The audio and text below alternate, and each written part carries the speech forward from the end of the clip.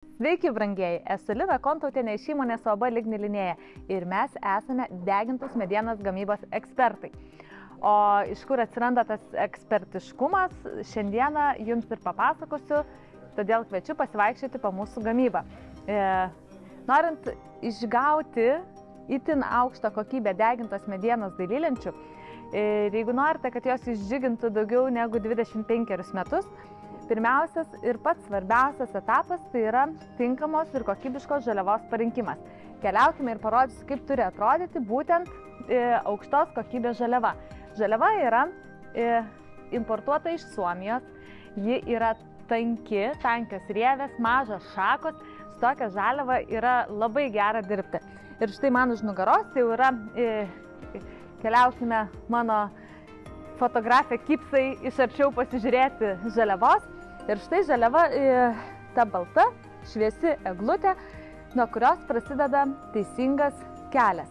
Žinoma, būna net ir tokiu atveju, jeigu mes turime tikrai kokybišką žaliavą, būna tokiu atveju, kad tenka ją atidėti, nes yra vieną kitą pagaliuką atidėti, nes yra netinkamas dailylenčių obliavimui. Tai mes būtent tai ir padarom ir tai yra pirmasis mūsų kokybės patikros punktas. Užbėgant įvykiam už akių, kadangi jau stovi prie štapoko, iš karto apie jį ir papasakosiu, tai yra degintos ir šukuotos dailylentės, kurių yra išskirtinumas. Kadangi jos yra termiškai apdorotos, tai jos yra ilgamžiškesnės ir tikiu, vaizdu tą perteikti labai sunku, bet įsivaizduokit, kaip aš liečiu ir jūs liečiate. Tai yra išryškėjusios rievės, išryškėjusios šakos, na ir kai tokias lentas mes padengiam alyvą ir sukalam ant namo, turime puikų šokančių šakų paveikslą. Patikėkite, jūsų namas tikrai atrodys išskirtinis. Na, o jeigu kalbant apie patį gamybos procesą, tai čia matome po kairę pirmąjį etapą, nuo ko ir prasideda, jau po teisingos žaliavos atrinkimo, prasideda gamyba. Na ir šito aparato pagalba mes padaliname storą lentą į dvi plonesnes. Ir tokias lentas mes jau galime obliuoti, suteikti profilį, galime pasirinkti plotį, o plotis galimas 9,5, 12 arba 14,5 pločio dailylentės. Na ir žinoma įvairūs profiliai, o apie profilius neužilgus ir papasakosim. Tai ką, tokios lentos keliauja į obliavimo stakles ir ten gimsta, o ten kas gimsta? O ten gimsta grožis. Ir grožis gali būti įvairus ir tie profiliai standartiniai yra 4, bet mes turim fantazijas. O jūs turit? Jeigu jūs turit fantazijas, pasakykit savo fantazijas, tokį profilį mes jums galėsim pagaminti. O apie profiliukus, štai aš turiu pasiruošus dėžutę, jums ir parodysiu, kokie tie profiliai galimi. Pats populiariausias atkeliavęs iš Skandinavijos, tai yra vertikalus profilis, kuriuos mes dedame vertikaliai ir matosi 1 cm tarpas. Čia dabar matom 2 skirtingas spalvas degintos medienos alyvuotos, bet iš esmės profiliukas yra skirtas tik vertikaliam kalimui. Jo negalima kalti horizontaliai, nes status kampas, laikysis vanduo, lentos nebus tokios ilgamžės. Kitas profiliukas, apie kurį noriu papasakot, tai yra štai horizontalios dailylentės, kurias mes galime kalti horizontaliai, nes būtent tada yra tinkamas kampas vandeniui nubėgti. Šitas lentas, išduosiu paslaptį, dažniausiai renkasi sodybose, prie gamtos, ten, kur norima tokio senovinio įvaizdžio. Prieš tai lentelės vertikalios, apie kurias kalbėjau, jos yra dažniau naudojamos urbanistinėse vietose, nes jos turi modernų vaizdą. Dar vienas iš dažniausiai pasirenkamų sprendimų, tai yra paprastos kvadratinės lentelės, jos gali būti degintos ir dažytos iš 2 pusių arba iš vienos. Tai yra kvadračiukai, kuriuos galima dėti su tarpeliais, didesniais, mažesniais, galima tvirtinti.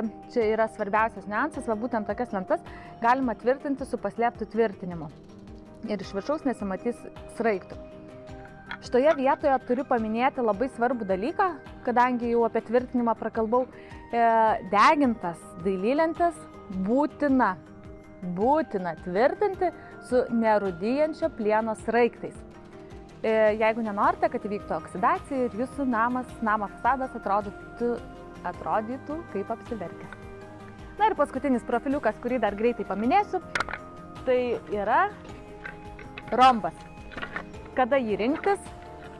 Rombas, štai rombas. jį dedame su tarpeliu ir kada jį rinktis, o tada, kada norite pasidaryti tvorą arba senelę ir norite matyti, ką kaimynas daro, bet norite, kad kaimynas nematytų, ką jūs darote, tada rinkitės rombą. Tai štai, išsiobliavom, įgavom profilį, ką darom toliau, o toliau mes einame sušilti. Kaip minėjau, atėjom sušilti. Oi, kaip šilta. Žinote, lygiai taip pat šilta ir mūsų lentom. Šioje krosnėje yra termiškai apdorojamos lentos, jos apdega iki apanglėjimo. Ir mes gauname puikiai apanglėjusias lentas, kaip jos atrodo kaip angliukai.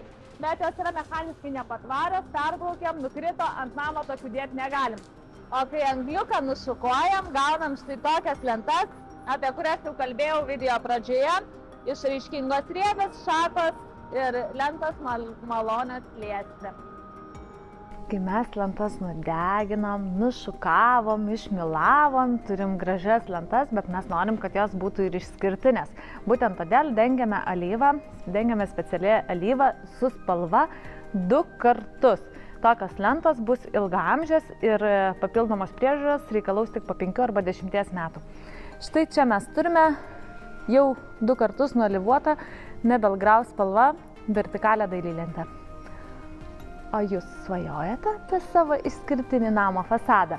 Jeigu taip, žiūrėkite toliau, parodysiu, kaip atrodo nuostabiai ant namo. O kai sukalate lentas ant namo, tai jos atrodo štai taip. Šituo atveju tai yra tamsiai šukuotos, pasirinkta raudona mahagonis spalva. Mes turime išskirtinį vaizdą ant namo fasado. Ir šituo atveju čia buvo derintos 2 spalvos, raudona ir balta. Kadangi iš terasos pusės norisi šviesos, pasirinkta balta lenta, o visas eksterjeras pasirinktas raudonas. Tai štai taip galima derinti netgi kelias spalvas ir ant jūsų namo fasado. Ir netgi ne tik spalvas, o taip pat ir skirtingus lentelių profilius. Tokios lentos yra išskirtinės, ilgaamžės, žinoma priežiūros reikalaus, bet medis juk tam ir yra iš gamtos žmogui, iš žmogaus gamtai. Rūpinkimės, lieskime ir džiaukimės kiekvieną dieną savo išskirtiniu namo fasadu. Ačiū, kad žiūrėjote. Lina Kontautienė iš UAB Ligni Linėja. Iki malonaus.